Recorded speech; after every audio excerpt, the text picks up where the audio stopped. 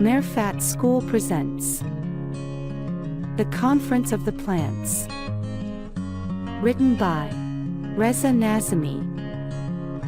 Chapter 12. The Castle of Our Beliefs. Previously on.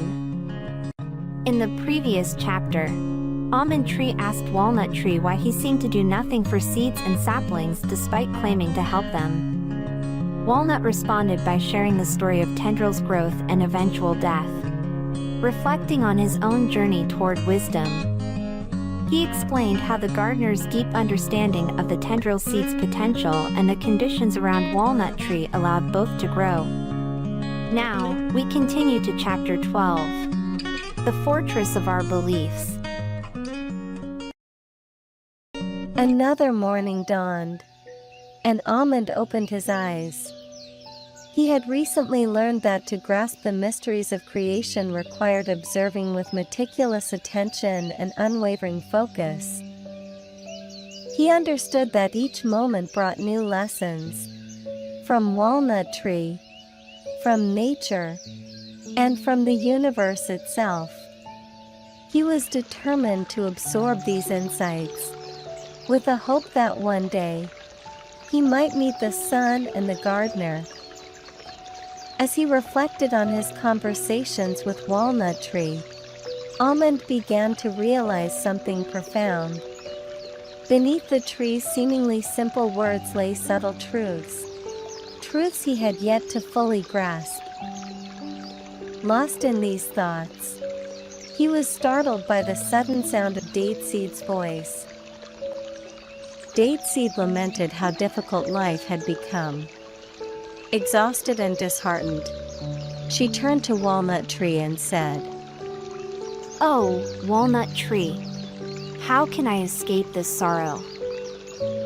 Which path leads to salvation? Why is life always so full of misery? It feels as though life is nothing but pain and suffering. I haven't seen any sign of the sun in ages."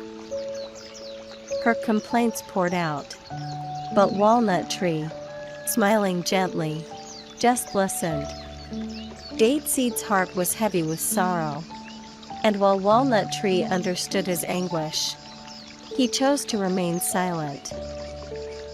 Days passed in this way, until one day, Radish began to grumble. Like Dateseed, he was weary and disheartened too. Almond pondered quietly. I see it now. Walnut Tree is an observer. He is extremely patient, but this vast patience has made him passive. He was lost in these thoughts when Walnut Tree's voice broke through. Addressing Radish. "Dear Radish, what troubles you? Why do you grumble? You are here with me, and I care deeply for you. You are my beloved.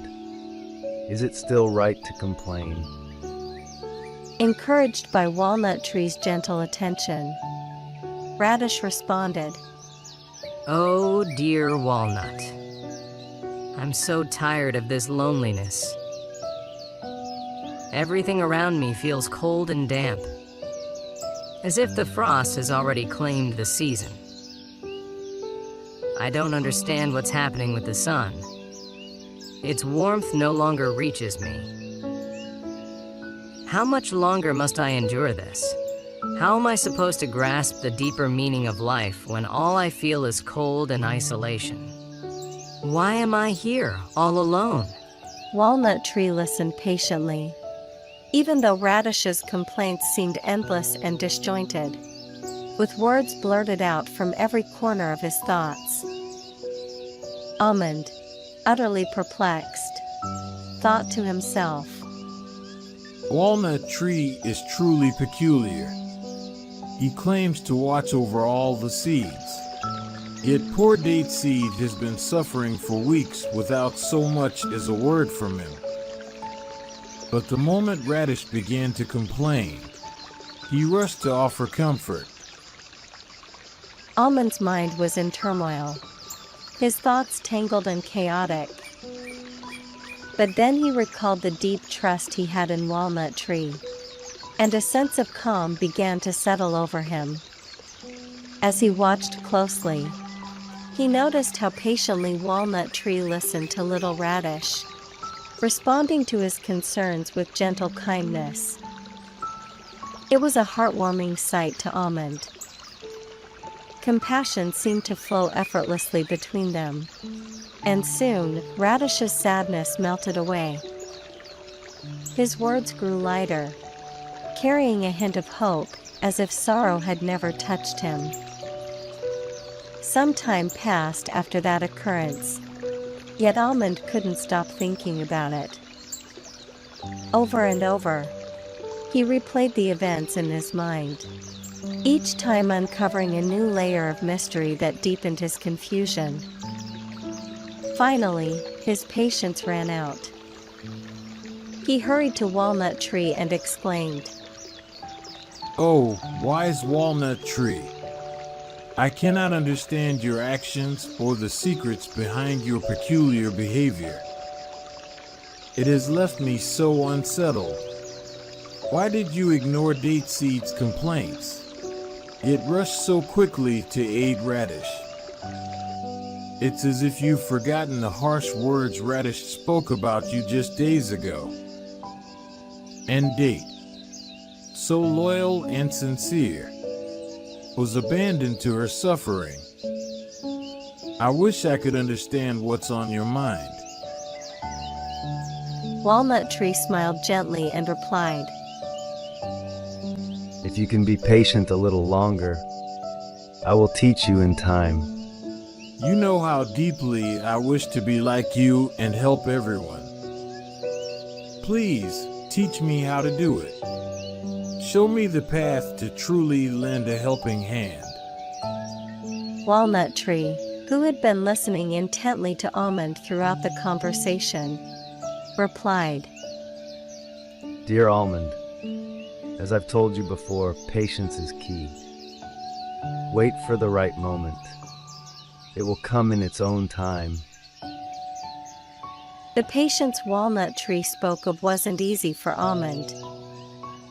Yet, seeing no other choice, he reluctantly fell silent, retreating into his thoughts.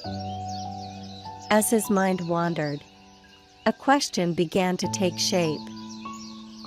Finally, he turned to Walnut Tree and asked,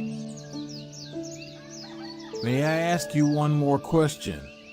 Noticing that Almond's patience was nearly at its end, Walnut Tree smiled gently and said, Go ahead, my dear Almond. Ask your question, and I will answer.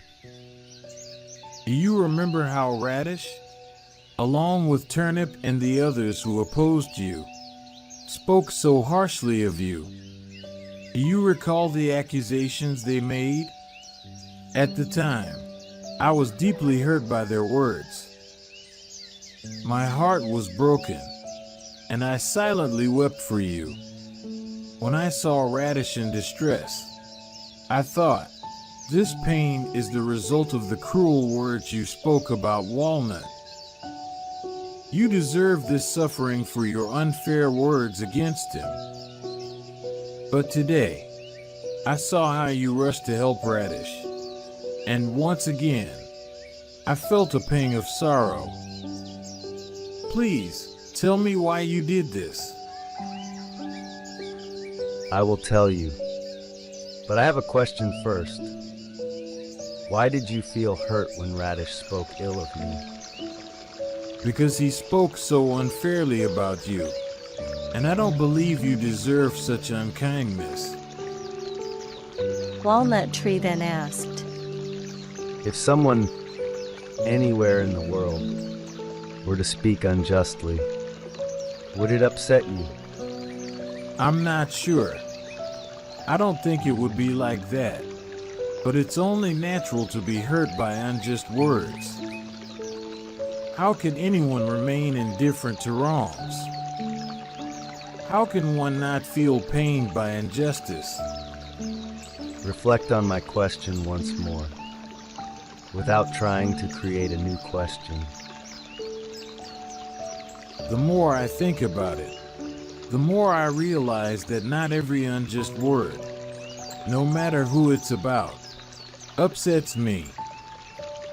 Not long ago, I heard many unfair things about the ancient trees of distant forests, yet they didn't stir anything in me, and those words left no mark. Almond was surprised by his own words and fell into deep thought.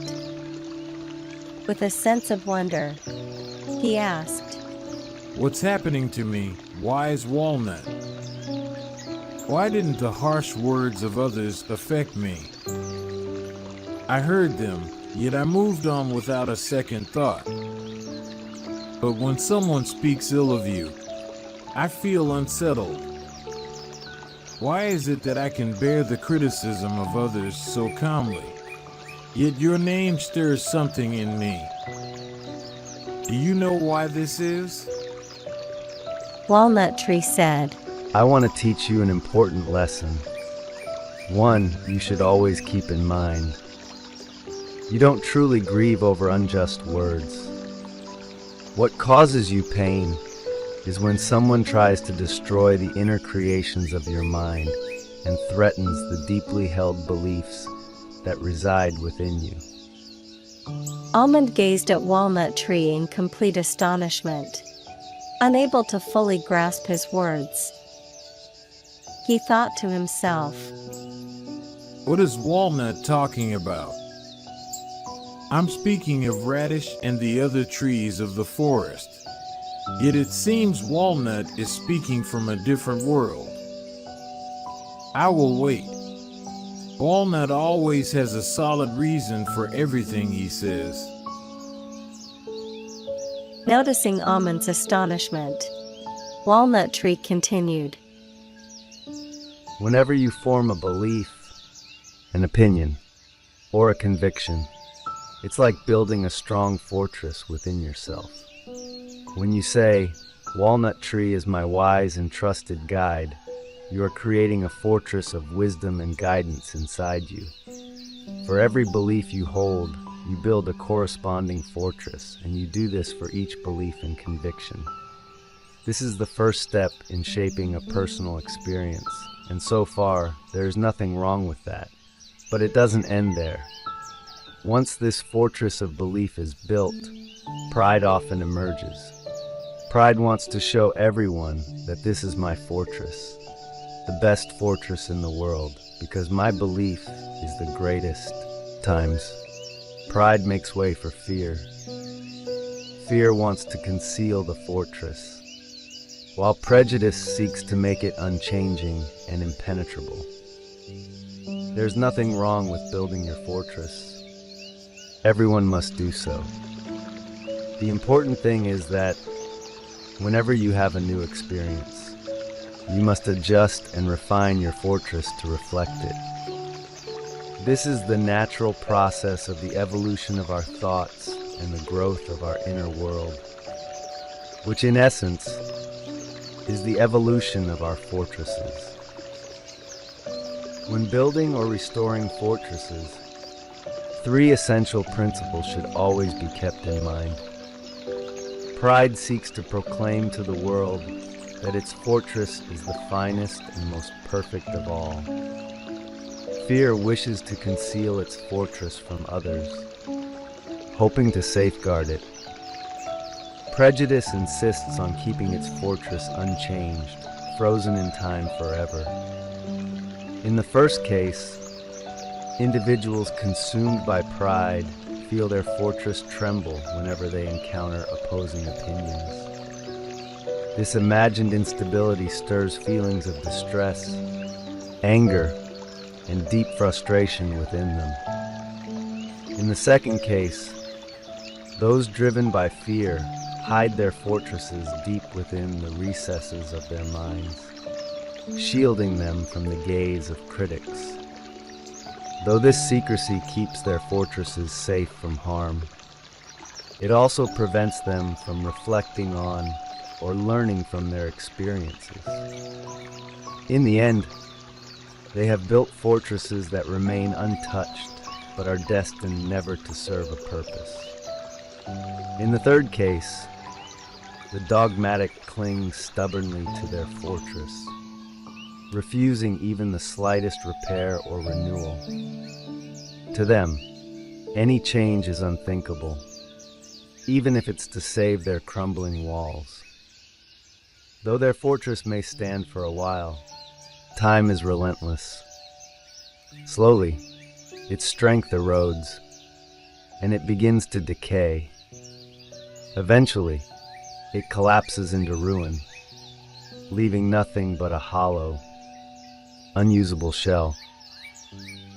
So, my dear almond, understand that your distress is not caused by the unjust words of Radish, but by the damage to one of your fortresses. Whenever you feel the need, build a fortress for yourself. But remember that this fortress is crafted by your own hands and is meant only for you. Size, shape, all are suited to your needs. And for this reason, it is the best fortress for you. What serves you well and brings you value may not be the same for others. And that's perfectly fine. You must understand this. You must realize that your thoughts are yours alone. Others have their own thoughts, and they are free to hold on to them. Let go of the urge to prove your ideas to others, for otherwise you will be insisting that your fortress belongs to others, and theirs belongs to you. You must also know that if you cease to maintain and improve your fortress, there will come a time when it will no longer serve its purpose. Keep in mind that others are also building and enhancing their fortresses. If theirs isn't complete today, it may very well be tomorrow. Do not impose your fortress on others. Do not conceal it. Do not make it unchanging. Almond Tree was so captivated by the profound lesson that he completely forgot his original question. Walnut smiled gently, satisfied with his decision to offer wisdom rather than a direct answer. He had shared a beautiful lesson, and Almond, content despite not receiving an answer, felt a deep sense of peace.